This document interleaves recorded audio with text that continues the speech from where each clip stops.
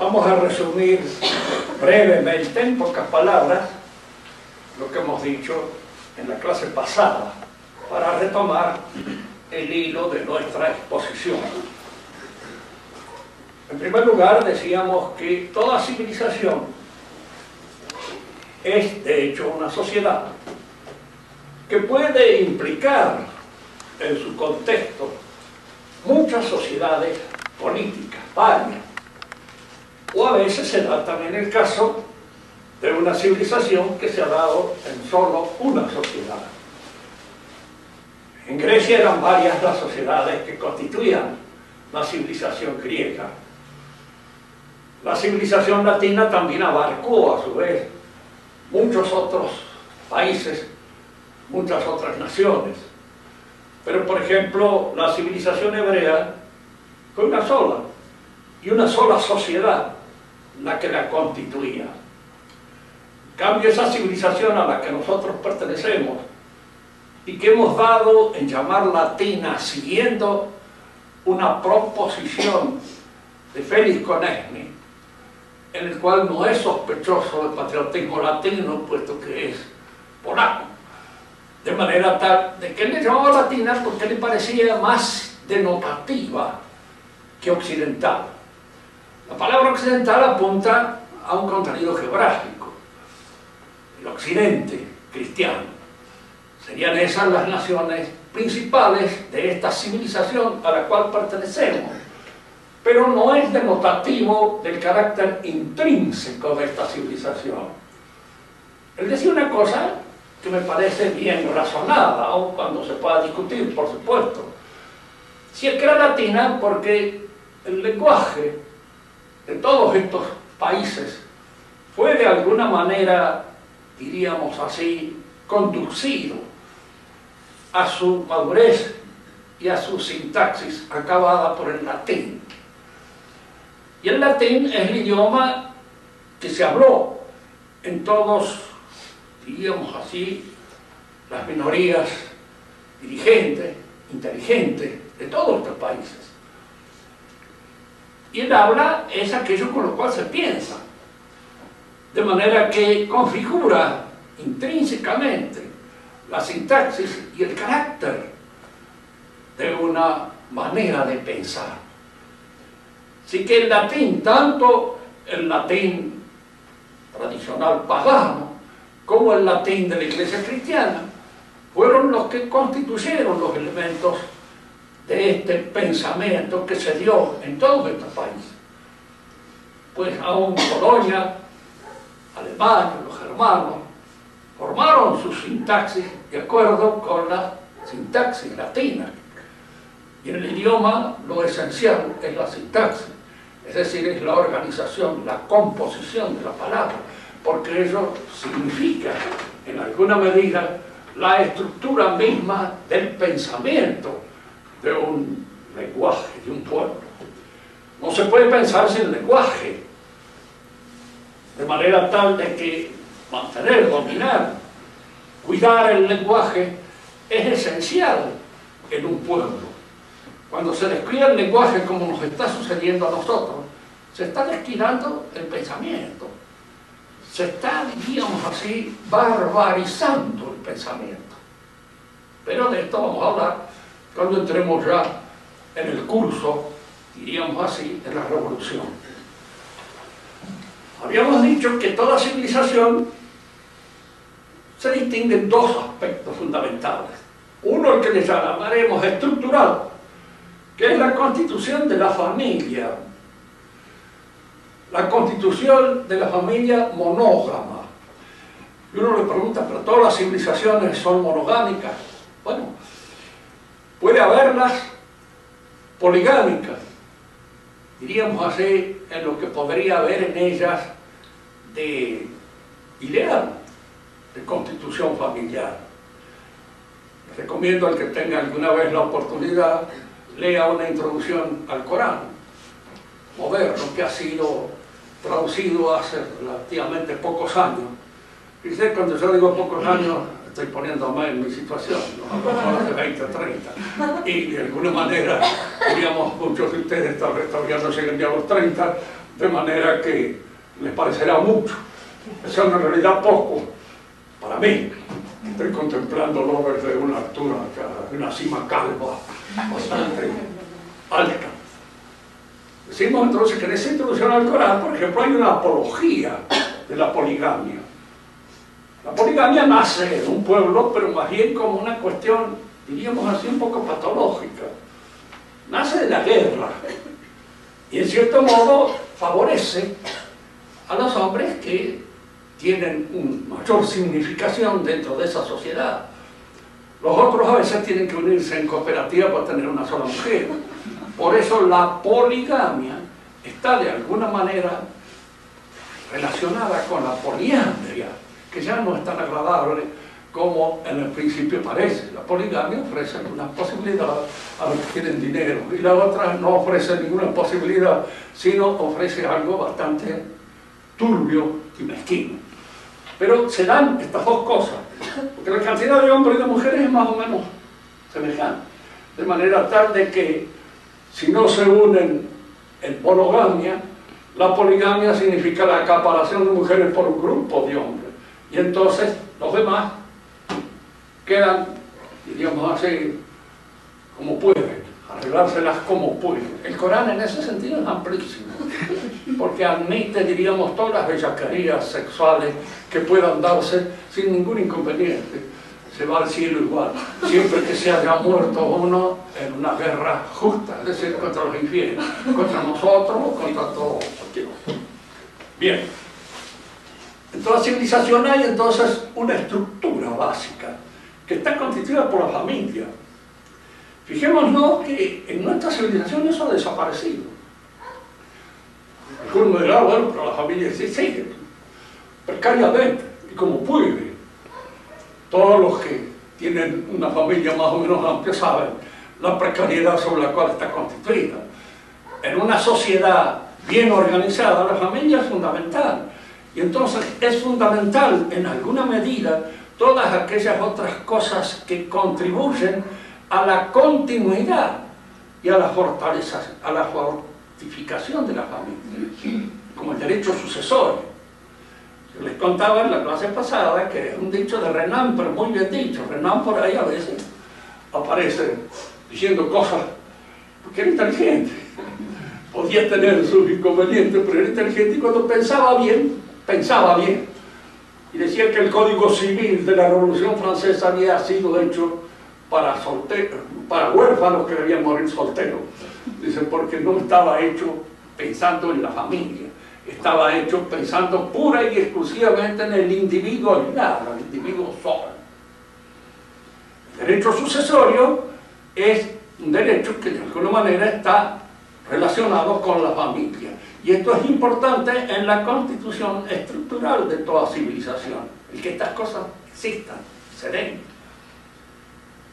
Diríamos así, la revolución ha hecho pensar de que las familias son privilegios, etcétera, etcétera, y de que en realidad son cosas ya superadas y que el progreso ha dejado completamente de lado. Sobre esto también hablaremos en su oportunidad cuando entremos, de hecho, en los procesos de la revolución.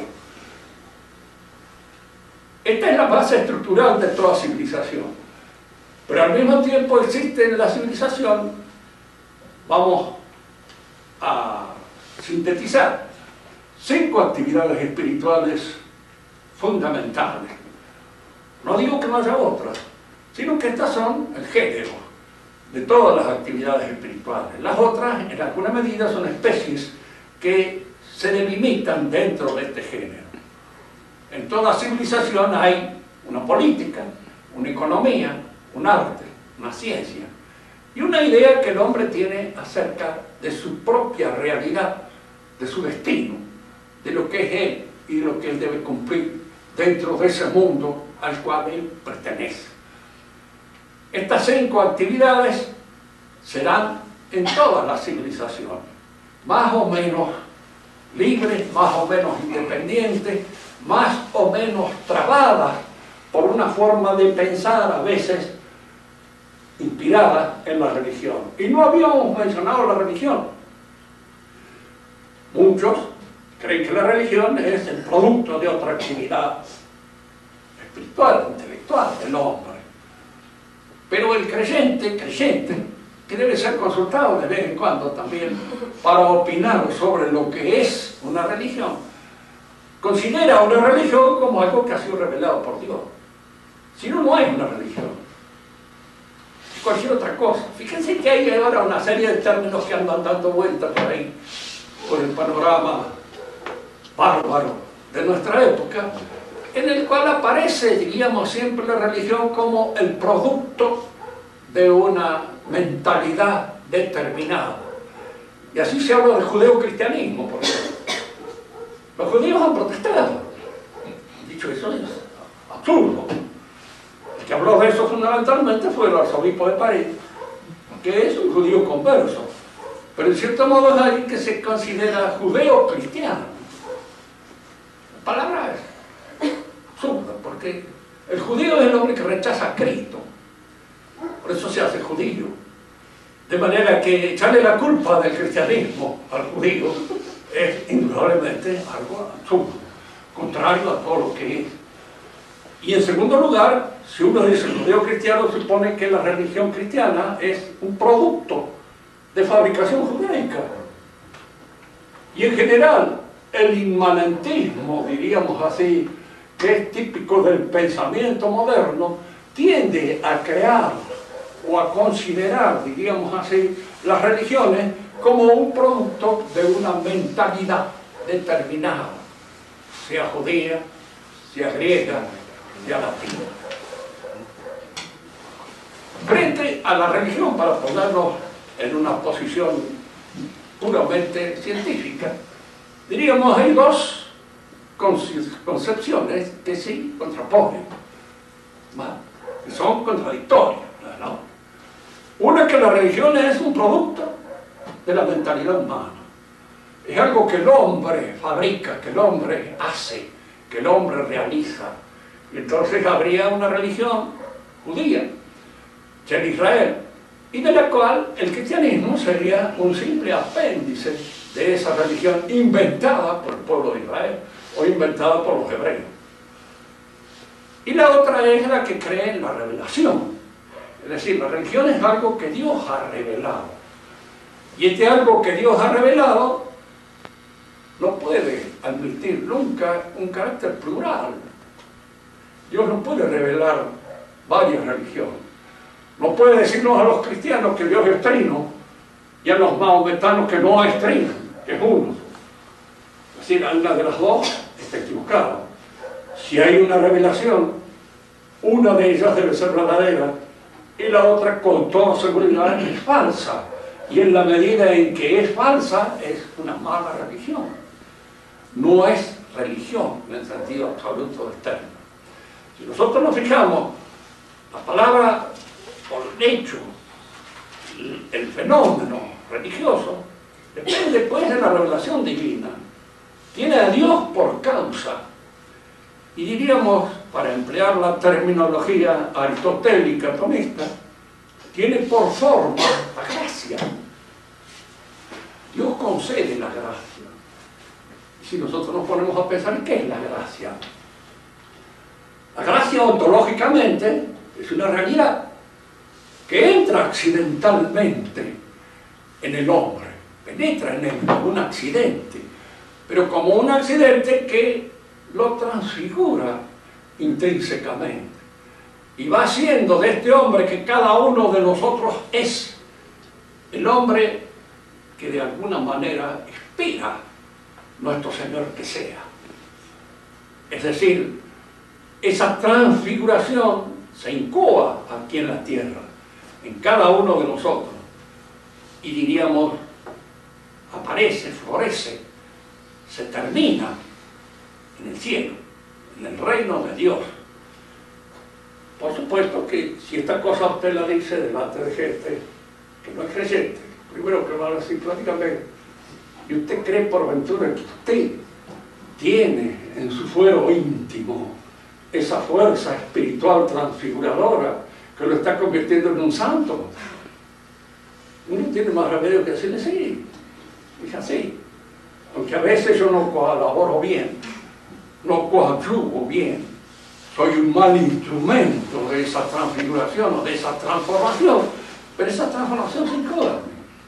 Aunque más no sea cuando me convence así, totalmente, de que soy un pecador, de que soy un mal tipo, y cuando digo, en alguna medida, antes de recibir la hostia, no soy digno, lo digo de veras.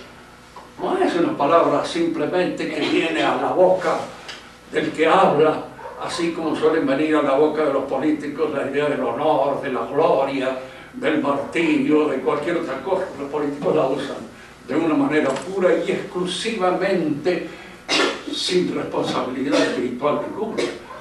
Pero nosotros sabemos, por lo menos a mí, si alguna vez soy sincero cuando digo que no soy digno de recibirlo, lo digo con toda sinceridad, y no por falta de humildad, porque la humildad es o no es. La falsa humildad no existe, no es humildad, es simplemente una hipocresía más. Pero si uno realmente sabe que uno no es digno, pero en alguna medida eso está actuando, se incoa en nosotros.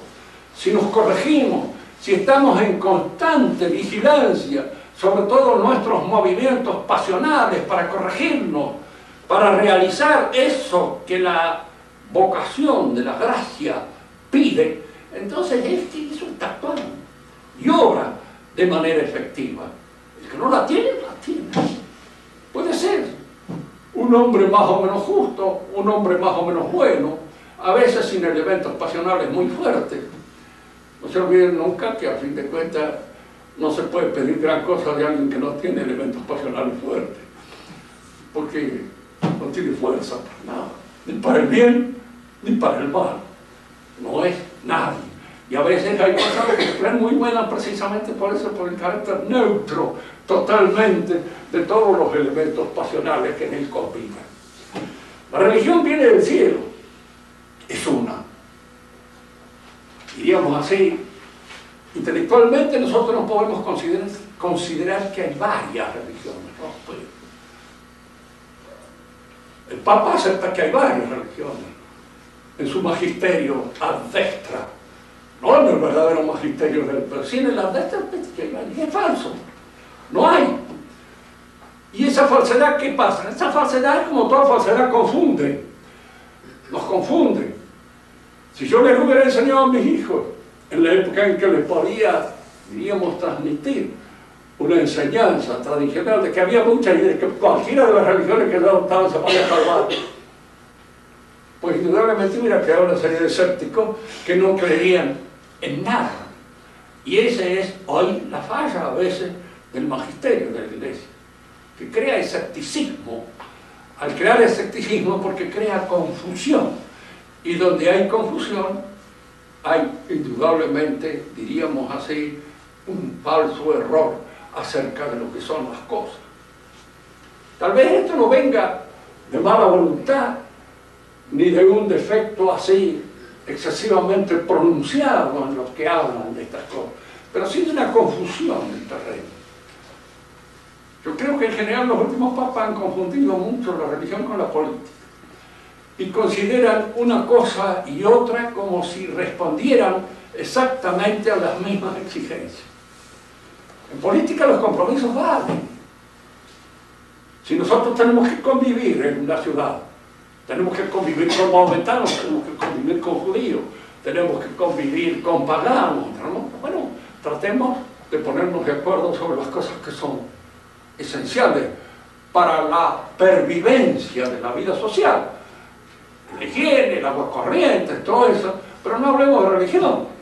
Porque si hablamos de religión, nosotros no podemos entrar en compromisos que en la política son eficaces y efectivos y se dan, pero que la religión no sirve nada más que para confundir la mente de aquellos que deben creer. La religión es algo que viene de Dios, y esto se explica de otra manera. Toda autoridad viene de Dios, nos dicen a nosotros. La pregunta que nosotros quisiéramos hacer es decir, ¿cómo viene de Dios? Quiere decir esto que, por ejemplo, Alfonsín cuando tenía autoridad estaba hecho por Dios, le había dado la autoridad a él. Se la dio Menem también. se la da a este otro que parece que no tiene ninguna. Entonces, ¿qué es, diríamos nosotros, la autoridad? Es fundamental ponerse de acuerdo sobre este término. Y este es un término que en la actualidad pertenece al elenco de los tópicos en los cuales se trata de confundir a la gente. Se confunde la autoridad con el poder, se confunde la autoridad con el gobierno, se confunde con la potestad. Es decir, no hay una distinción clara de las distintas palabras que están señalando esta relación del hombre con la autoridad. Fíjense que en buen castellano nadie dice que una vaca tenga autoridad, que un sismo tenga autoridad. Se dice que tiene un poder, sí, puede tener un poder. Un buey lo tiene, tirar un arado, pero no tiene autoridad. ¿Por qué? Porque la palabra autoridad apunta al conocimiento. Hay autoridad cuando hay inteligencia, cuando hay conocimiento, por lo menos dentro de aquella esfera en que aquel que tiene autoridad domina. Uno me dirá, bueno, la autoridad del padre de familia. Hay padres tan intelectualmente tan modestos que podemos decir nosotros, ¿de dónde? ¿Qué autoridad tiene? Bueno, si ellos saben y distinguen con claridad en cuanto jefes de la familia, en qué constituye el bien común de la familia, tiene autoridad. ¿Saben? Fíjense que desde el mundo el hombre no obedece al hombre por lo que al otro se le antoja hacer. Que la autoridad del padre, como la autoridad de cualquier otro, es algo que no fluye pura y exclusivamente de su antojo, de su capricho. El padre de familia no puede hacer en la familia lo que se le antoja, y porque se le antoja, obras de conformidad con ciertas normas, con ciertas reglas que algunos podrán llamar naturales y que otros pueden llamar que provienen precisamente de la religión, que provienen del orden que en algún modo ha sido revelado por Dios al hombre. Esta palabra de que el hombre no obedece al hombre es una palabra que yo he sacado de un autor que precisamente no es católico. Era un positivista, Fustel de Coland. Lo dice precisamente en la ciudad antigua.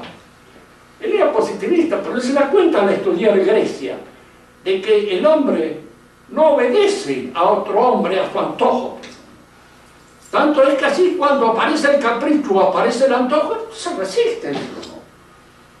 No es esto lo que yo espero de la autoridad. Lo que yo espero de la autoridad es precisamente un acto inteligente, que se conforme con la regla que en alguna medida conduce, maneja la economía de esta situación en la cual nosotros estamos inscritos. La pregunta ahora es decir, ¿por qué decimos que toda autoridad viene de Dios? ¿Por qué no puede venir de nosotros? Pues si la autoridad es conocimiento, y el conocimiento es alguna medida la participación nuestra en el orden establecido por Dios en las cosas. Nuestra autoridad está dependiendo de la intimidad, de la certeza de esta participación, de este conocimiento. Hay autoridad cuando hay conocimiento en esta determinada. Tiene autoridad un jefe militar cuando sabe aquello que debe hacerse, cuando conoce eso. Y generalmente la autoridad es reconocida por Dios. Una autoridad médica es un hombre que sabe de medicina. Y una autoridad política es un hombre que sabe de política. Y no puede ser alguien que no sabe, no tiene autoridad. Simplemente puede tener el poder, puede tener el gobierno, puede tener muchas de esas otras cosas que se suelen confundir con la autoridad, pero si falta la inteligencia, si falta la capacidad para guiar, para dirigir, para gobernar, falta la autoridad. No hay allí autoridad, porque en alguna medida este hombre se mueve con unas fluctuaciones que indican las fluctuaciones del capricho, las fluctuaciones del antojo o las fluctuaciones de la ignorancia, el que no sabe, el que se está llevando las paredes por delante porque no ve, porque es ciego. Fíjense que es fundamental esto porque la autoridad es indudable que crea la obediencia, pero la obediencia tampoco es una pasión ciega.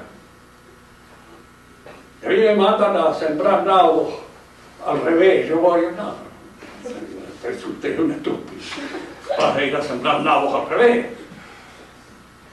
Se obedece cuando en la obediencia uno ve, observa, percibe, diríamos así, el fulgor de la autoridad que está allí. Efectivamente el que manda sabe a dónde manda, y entonces la obediencia es la aceptación, diríamos así, honesta de las órdenes del jefe. No hay una obediencia buena cuando la aceptación no es honesta, cuando yo me doy cuenta que se me está mandando una cosa que es indignante y que no puede ser. Pero una anécdota para que siempre veamos a veces las diferencias que hay entre unas épocas y otras. En el antiguo régimen, las clases dirigentes eran educadas para ser clases dirigentes. El rey era educado para ser rey y la reina para ser reina. Recibieron una educación especial. Y cada uno de los nobles también. Así, por ejemplo, un personaje amigo de todos los chicos que se llama D'Artagnan recibe del rey Luis XIV la orden de hacerse cargo como director de la Bastilla, que era la cárcel de aquella época para la gente encumbrada. Y D'Artagnan le dice al rey, no, le dice, yo soy un soldado, no un, digamos así, un cuidador del prisionero, soy un soldado. Mándeme a la guerra, que es donde es tan difícil, pero no me mande a cuidar presos, porque ese no es mi oficio. Y el rey, que es un caballero, entiende lo que este caballero le dice. ¿Por qué? Porque también ha sido educado como caballero, ha sido educado en la misma cosa. Él es un militar, debe obedecer, pero él tiene su honor. Y esta obediencia debe ser hecha en función precisamente del honor. No puede desobedecer para que lo degraden, para que lo conviertan en una basura capaz de servir para cualquier cosa. Dice que aún en esa época el rey, si quería deshacerse de un enemigo, y a veces eso sucede en política, conviene que a este enemigo se lo liquiden. Elegía indudablemente un asesino, pero no podía elegir un caballero. ¿Por qué? Porque el caballero no estaba hecho para eso. Estaba hecho para otra cosa, para otro combate. Hay acá, para entretenerlo, porque un oficial del ejército francés está por entrar en batalla. Entonces se dirige al capellán del ejército. Padre, quiero que me confiese. Bueno, hijo, como no, dice, he cometido muchos pecados. Todos, padre. Entonces, el capellán le dijo, bueno, vamos, me parece que es un poco de exageración. ¿Le has pegado a tu madre? No, padre. ¿Has hecho escándalo con algún niño chiquitito? No, padre. Entonces le dice, ya ves que no has cometido todos los pecados. Bueno, dice, todos los pecados que puede cometer un caballero. Bueno, ya entiendo, le dice el padre. ¿Has andado con mujeres? Bueno, sí. ¿Con cuántas? Padre, dice, no he venido a lavarme. No he venido a lavarme, sino tú sabes. No quería. Eran ciertas, digamos, maneras de pensar. Porque a veces estas educaciones tienen sus pros y sus contras. Según caballero, en todo sentido hay defectos típicos que son los caballeros. Este defecto puede ser un caballero. Que sea manirroto, por ejemplo, es un defecto caballeresco. El ser agarrado no es un defecto caballeresco. El ser un poco temerario es un defecto caballeresco. Pero el ser cobarde no es un defecto caballeresco. En las educaciones están todas estas cosas que en alguna manera ligan el carácter del que manda, del que tiene autoridad, a una serie de criterios y de consensos que son los que establecen, diríamos así, el orden moral de esa sociedad a la cual pertenece. En el antiguo régimen, para ser oficial del ejército había que ser caballero. Es decir, había que ser representante de una familia que tuviera autoridad. ¿Por qué? Porque de esa manera este hombre, que era el rey y que era el jefe de la familia principal de todo el reino, estaba rodeado por una serie de representantes de las otras familias, que en alguna medida también tenían su medida de poder dentro de este contexto social al cual pertenecían. Bien. Admitido entonces de que la religión es algo que según este criterio viene de Dios. Porque el hombre, cuando obedece, cree obedecer a Dios. Y en el caso en que no crea en Dios, porque hay muchos que dicen que no existe, pero que existe la naturaleza. Y uno le pregunta, ¿y qué es la naturaleza? Bueno, es un orden inteligible, de acuerdo con el cual nosotros tenemos que pronunciar. ¿Y es quién hizo este orden inteligible? ¿De quién depende? ¿De usted? Usted es el que lo maneja, lo administra, el que hace, o depende de algo que está fuera de usted. Si depende de algo que está fuera de usted, para usted está reemplazando eso el orden divino. El orden divino y el orden natural, en alguna medida, son sinónimos, uno y otro. Diríamos entonces que en toda civilización, la religión es algo que para los miembros de esa civilización viene de Dios, y que por eso precisamente la mayor parte de las leyes que forjan el contexto moral de esa civilización tienen una dependencia de Dios. ¿Y cuál es el papel que cumple la religión en relación con todas las otras actividades del espíritu? Aquí conviene también hacer una pequeña reflexión. Cada una de estas actividades del espíritu, el arte, la política, la economía, la ciencia, la idea que el hombre tiene de su propia realidad, crean eso que nosotros llamamos valores, valores artísticos, valores económicos, valores políticos, valores científicos y valores humanos, biológicos o antropológicos. Ninguno de estos valores, tomados así, aisladamente, puede convertirse en la finalidad última del orden social. ¿Qué queremos decir? Que no podemos fundar un orden social pura y exclusivamente sobre la ciencia, ni sobre el arte, ni sobre la economía, ni sobre la política, ni sobre, diríamos, este individualismo antropocéntrico absoluto, que sería una idea del hombre que es Dios. Es muy fácil ver la absoluta, diríamos así, verdad de este hecho.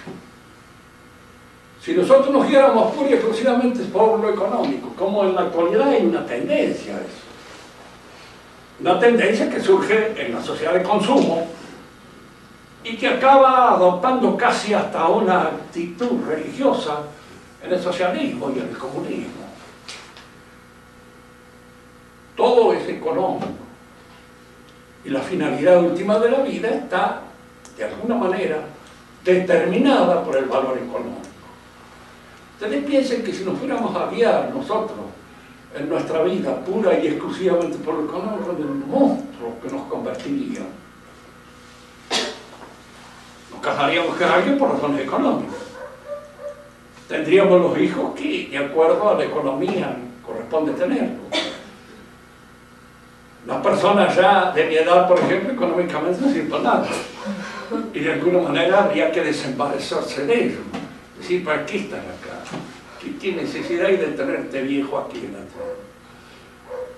¿Qué hacen estos sacerdotes económicamente que a nosotros nos rindan de inmediato un beneficio económico? Ustedes piensen en lo que se convertiría la sociedad. De hecho, si se impone este criterio. Hablo del criterio científico. Vale la pena porque, por ejemplo, por ahí nos ponen a nosotros en bioética si hay que eliminar o no a un enfermo en sus grados ya cuando ha perdido toda posibilidad. Desde un punto de vista natural, ¿Qué podemos decir? Y en realidad lo que les toca vivir, pobre diablo, más vale que se mueran, ¿no? Antes mejor. ¿Qué les espera? A mi edad, tengo 83 años, ¿qué porvenir tengo? Bueno, alguna arteriosclerosis o alguna otra posibilidades de esas que no son precisamente muy alegres, que digamos. Entonces, ¿vale la pena seguir viviendo? Desde un punto de vista estrictamente científico no vale la pena. ¿Para qué? Y no hablamos de los enfermos, no hablamos de los imbéciles, no hablamos de un montón de otras cosas que está lleno el mundo. Y que científicamente, si fuéramos a imponer estos criterios con absoluta prescindencia de todos los otros, no les quedamos. Creo que no. ¿Para qué están? Pregunta que cuando llevamos esto de análisis puede terminar en un crimen total. ¿Por qué estamos? ¿Y qué diablo es lo que haces? ¿Quién te lleva a vos a juzgar de esta manera? Como estás juzgando. Desde el punto de vista económico, desde el punto de vista político. Pues el político que hace su carrera fundamentalmente teniendo en cuenta como finalidad el poder, pues prescindiría de todo lo demás. Lo que no lleva al poder no sirve. Y lo que no me conduce directamente a la consecución de mi poder, para mí está muerto. Muchos hombres han hecho una cosa medio parecida. Cuando uno analiza la vida de Lenin, por ejemplo, por ahí caen en alguna contradicción. Caen en algunas contradicciones que surgen, qué sé yo, de la aparición de otros aspectos valorativos que entran en competencia con este aspecto valorativo fundamental. Pero este es especial. El hombre que hace del poder el objetivo total de su vida, pues indudablemente todo lo demás le importa muy poco, nada. Y lo que no conduce al poder, no. Es decir, una sociedad sería absolutamente imposible de ser o de llegar a una situación más o menos civilizada en el sentido moral del término de civilización, guiada por algunos de estos valores pura y exclusivamente. Porque así le intenta. Me acuerdo de uno que conocí, que me habían invitado a Chile. Entonces me dijo, mire, le vamos a dar un hotel por aquí cerca, porque aquí hay gente mejor. No encontró tanta gente fea, asquerosa, como hay ahorita. No me entienden. A mí me hacía reír. Me dijo, claro, sí, cierto. No puede exclusivo, pero si fuéramos a desaparecer todos los que no respondemos al canon de belleza, están fritos. En primer lugar, con los hijos mismos, uno diría, bueno, este sí vale la pena que vive porque va a ser lindo, no, este otro mejor que lo tiramos por la roca hasta el pecho, porque desde ya no creo que vaya a ser una persona con la cual nos vamos a solazar observándolo. Así, desde un punto de vista estético, no se puede conducir la vida. Ay, fíjense que a veces hay hombres en quien una valoración de este tipo se impone. Y él, de alguna manera, la toma como polo total de su vida, pero nunca es absolutamente consecuente y no lleva la lógica hasta ese punto. Qué sé yo, será muy económico y todo, pero por ahí le gusta una chica que no es precisamente muy rica porque es linda, y de algún modo le echa a perder todo el objetivo, la trama que él se había dispuesto en la existencia, de hacer nada más que aquello que económicamente le corresponde, a lo que viene bien. Lo mismo al científico, lo mismo al esteta, y lo mismo, diríamos, al político. La función que cumple precisamente la religión es esta. Como la religión es lo único que actúa en el hombre desde adentro, digan lo que digan los que no entienden de religión. Nosotros tenemos la presencia, no, yo soy responsable pura y exclusivamente ante mi conciencia. Sí, pero generalmente la conciencia de él está grabada por la presencia mística de algo. Y en el hombre religioso esa presencia mística es la presencia. Y uno diría, ¿por qué es la presencia? No te entiendo. Bueno, algo que me está a mí actuando dentro mío. Por ejemplo, la gente que yo quiero, aun cuando yo no esté con ellos, están presentes. Están en alguna medida presentes. Mi comportamiento en algún modo se dirime en función de esa presencia. Yo no puedo hacer esto, ¿qué pueden decir mis hijos? Si me ven, ¿qué puede decir mi esposa? ¿Qué puede decir mi padre? ¿Qué puede decir este tío al que respeto? Cualquier cosa. Son presencias. Y presencias ante las cuales yo, diríamos, arreglo mi interioridad, la compongo, si en alguna medida tiende a descomponerse. Uno dice, bueno, porque la familia ejerce una presión sobre hoy día, como hay una tendencia a librarse de todo y a librarse de la familia. Pero la familia es mucho más de lo que uno cree. La familia no es solo el padre y la madre, son los hermanos, son los hijos. Y los hijos también son parte de la familia. Y los hijos también ejercen sobre mí una presión. ¿O no? Yo no puedo obrar en cierto modo porque puedo ofenderlos. Y si no quiero ofenderlos, es decir, quiero de alguna manera mantener esa figura que he logrado tener, mal o bien, dentro de ese ámbito familiar en el cual me muevo. Y esto es importante, porque esto va configurándolo a uno. Pero ahora sí, esa presencia es la presencia misma de Dios, de Cristo, en la interioridad del alma. Fíjense, cuando uno está solo con su pecado, nunca está solo. Peca, sí, cae en un desfallecimiento de su ánimo, comete una debilidad a la que uno no quisiera cometerlo, pero la comete. Pero uno sabe que de alguna manera eso tiene que estar ante la mente de Dios. Es Él el que me observa, es Él el que de alguna manera me está siguiendo. Él me conoce y me juzga porque me ve desde adentro, y para él yo no tengo ningún secreto, ni guardo ningún misterio. Esto es lo que la religión crea. Curioso advertir, porque la mayor parte de los ideólogos que surgen durante la revolución, lo que más envían a la iglesia es esa posesión de la interioridad del sujeto. El Partido Radical no lo puede crear, y el Partido Peronista, y ninguno de los partidos. ¿Por qué? Porque intrínsecamente no existen dentro de cada uno de nosotros. No es ante Hipólito Yrigoyen que yo de alguna manera me presento, diríamos así, en el Tribunal Supremo. ¿No es? Dios o no es nada. Y entonces de alguna manera la religión cumple este papel, diríamos, de entrelazar todas las actividades del espíritu y de darles a cada una de ellas su límite y el ejercicio de su auténtica función. Me preguntará el científico, pero nosotros tenemos libertad para obrar sobre cualquier cosa. Sí. Una libertad que tiene sus límites, tiene sus puntos fijos.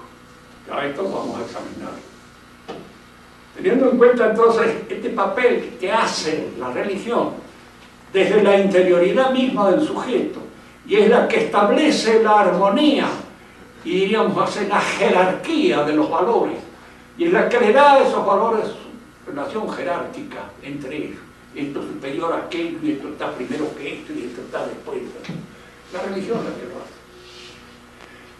Nosotros cuando examinamos las religiones, en realidad conocemos en su origen a dos civilizaciones: la hebrea y la nuestra.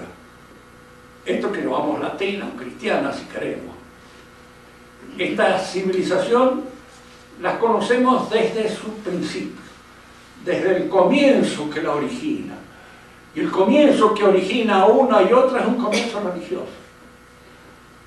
Dios llama a Abraham y le dice: lo voy a hacer padre de una familia innumerable, como las arenas de las playas se contarán tu descendencia. Esto está escrito en un documento que aparece en la Biblia, que debe ser por lo menos de unos 3.000 y pico de años de antigüedad, 4.000. El documento. Alguien me puede decir a mí: bueno, con esto. Sí, bueno, pero fíjense que lo que dice, con la seguridad con que lo dice y cómo lo que se hace después es cierto. Así efectivamente será. Los descendientes de Abraham, por la fe, son innumerables, millones de hombres, entre maometanos, judíos y cristianos, que de alguna manera se dicen descendientes por la fe de Abraham. Es palabra. Yo muchas veces he sacado también a colación el hecho de esas dos chicas judías que se encuentran, una va a visitar a la otra, y la otra le dice, bendita tú entre todas las mujeres, y Dios te llamará bendita por los siglos de la ciudad. Es un documento que pertenece al siglo I de nuestra época. Está referido a dos modestas muchachas de una aldea de Palestina. Y es así se cumple. Cuando la palabra de Dios actúa, es cuando tiene esa proyección absoluta sobre la realidad. Y esa absoluta seguridad de que esto es así. Y de que esto se proyecta y de que esto se sostiene. Y de que esto de alguna manera es real y efectiva. La religión cumple ese papel. El papel de organizar nuestros valores, de darles una jerarquía, una opción. Y como decíamos, son dos las civilizaciones que nosotros conocemos en su origen, la hebrea y la cristiana. Y ahora es curioso advertir otra cosa que le voy a dejar como inquietud para la clase que viene. En la religión hay una promesa, siempre, que indudablemente se cumple según ciertos requisitos. Esa promesa es al mismo tiempo una fuerza y es al mismo tiempo una tentación. A los judíos se les prometió que el pueblo judío iba a traer en sus senos al Mesías, al Salvador del mundo. Y el pueblo judío nace, se forma, se constituye sobre la base de esta promesa. Cuando viene el Mesías, ¿por qué el pueblo judío no lo reconoce como Mesías? Si era el que estaba preparado para reconocerlo. ¿Y por qué el Mesías, nuestro Señor Jesucristo, en vez de elegir al pueblo judío como pueblo, como organización, elige a este, que es lo que va a hacer, como persona? Lo elige a Juan, lo elige a Pedro, lo elige a Andrés, lo elige a Marcos, pero no elige al pueblo judío. El pueblo judío se siente como pueblo, como organización, rechazado por el Mesías. Y si el Mesías rechaza al pueblo, es porque no es el Mesías. Diríamos, para que comprendamos mejor este pensamiento, la fuerza de Israel en su principio, en su formación, está esta concepción de este pueblo del cual va a surgir el Redentor del mundo. Y la debilidad es que no puede desprenderse de esta noción de pueblo.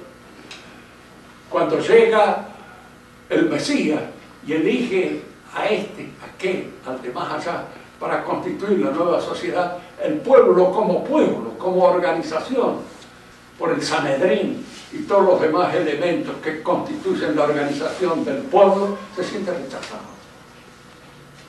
Siente que lo rechaza. Y ese rechazo lo ofende en su orgullo más profundo, que es el del pueblo. Y como pueblo, como organización, que al fin de cuentas los que acusan a Cristo y los que llevan a Cristo al cadalso y los que hacen toda la publicidad para condenarlos es el Sanedrín y toda la organización del pueblo judío, porque es esa organización la que se siente menoscabada por las preferencias que el Mesías tiene con este, con aquel y con el de más allá. Ahora viene el otro aspecto que tenemos que entenderlo para entender la revolución. El Mesías forma la iglesia llamando a este, a aquel y al otro. Es decir, pide una vocación personal. Se ha dicho, y esto es importante tenerlo en cuenta, que la Iglesia Católica es una sociedad de personas. ¿Qué quiere decir una sociedad de personas? Que uno entra por una vocación, no importa que el chico haya sido bautizado cuando es niño. En realidad pertenece a la Iglesia cuando entra en la madurez y en la completa razón de los elementos que constituyen su cristianismo. Y esto sigue creciendo, porque esa personalidad se va configurando, se va transfigurando por la gracia hasta alcanzar la santidad, que es con la cual se va a pertenecer definitivamente a la Iglesia triunfante. Es decir, la Iglesia hace una selección personal. Aquí es donde aparece la fuerza del cristianismo y su debilidad. ¿Por qué? Porque la debilidad y la fuerza se dan siempre en conjunto. El que es fuerte físicamente suele abusar de la fuerza, el que no lo es no abusa. Es decir, el que puede abusa, el que no lo es no abusa. La fuerza física es algo bueno, claro, ¿cómo no? Es un elemento biológico, de energía, de vigor. Pero si yo lo uso mal, el ser elegido personalmente es un elemento, diríamos así, que llama a la vocación de esta persona para servir en la Iglesia, pero al mismo tiempo crea en él la idea de que en la persona es donde reside la mayor fuerza, el mayor vigor de toda la religión. ¿Qué es el protestantismo? La interpretación personal de la religión. La religión es lo que yo interpreto, como yo la creo, la fe subjetiva, la fe personal que tengo yo en salvarme. Para Lutero todos los hombres están condenados porque la naturaleza caída es irremediable. Ha caído totalmente y no puede sanarse. Está en las manos del demonio.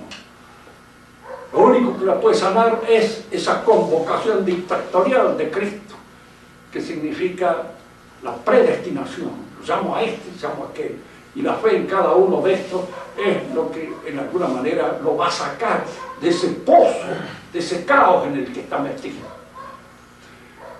Fíjese que cuando se pierde la fuerza de esta fe subjetiva, surge la filosofía protestante. Estaba leyendo hace poco un libro de Unamuno, El sentimiento trágico de la vida, que decía una cosa que es muy cierta. Decía, la filosofía es poesía en el pensamiento protestante. En el nuestro no. En el nuestro es ciencia. Pero el protestante es poesía. ¿Por qué? Porque es creación del sujeto. Soy yo el que, en cierto modo, así como la fe es algo mío, exclusivamente, en mi relación solitaria con Dios, la interpretación que yo hago del mundo, del alma, del hombre, de la vida, es una creación poética mía. Yo me acuerdo, porque he sido profesor en una facultad de filosofía, donde indudablemente el pensamiento tomista estaba representado a veces por mí y por algún otro nada más. El resto no era tomista.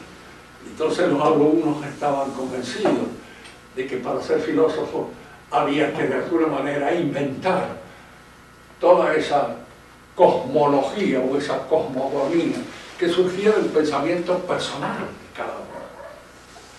Filosofía es la idea que yo tengo de lo que es el alma, de lo que es el hombre, de lo que es la vida, de lo que es Dios. Y eso se construye como un poema. Es algo mío, algo personal mío. No es ciencia. Para nuestro pensamiento es ciencia, porque es algo que surge, diríamos así, a través del lenguaje común, bien hablado. Para el pensamiento filosófico moderno hay que inventar un lenguaje que en alguna manera transcriba todos los elementos subjetivos que penetran en mi construcción filosófica. Y esto surge del protestantismo. La primera, entonces, revolución que existe en el mundo de nuestra civilización es esta, la del protestantismo. Y surge como una exageración, como un enloquecimiento de la idea cristiana de persona. Chesterton decía una cosa que para entender la revolución hay que tenerla siempre en cuenta. La revolución son ideas cristianas enloquecidas.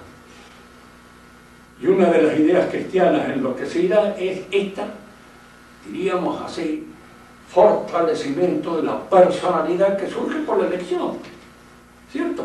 Cada uno de nosotros es convocado por la fe, por la gracia, a formar parte de la iglesia. Pero eso no quiere decir que cada uno de nosotros es una especie de centro en función del cual se organiza toda la realidad. En la próxima clase aclararemos mejor esto y sobre todo dejo aquí una cosa. En la civilización hebrea y en la civilización cristiana hay que entender todavía otra cosa. La civilización hebrea es sacral. Todas las